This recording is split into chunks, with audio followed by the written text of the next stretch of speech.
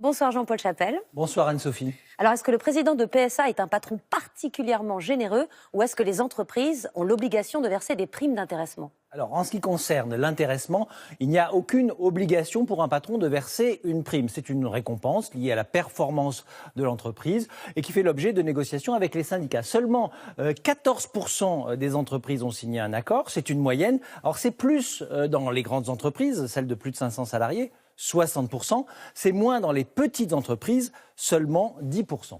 Alors, combien de salariés en bénéficient en France? Alors, 4,5 millions d'employés touchent une prime d'intéressement, soit 36% des salariés du privé.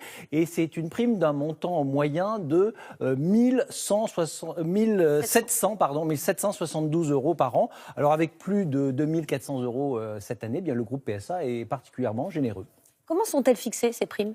C'est soit un forfait, la même somme pour tous les salariés, soit une prime proportionnelle au salaire. Mais le plus souvent, c'est une combinaison des deux. Alors chez PSA, on l'a vu, la prime est à peu près la même pour tout le monde. Chez son concurrent Renault, en revanche, la prime est essentiellement proportionnelle, environ un mois de salaire cette année.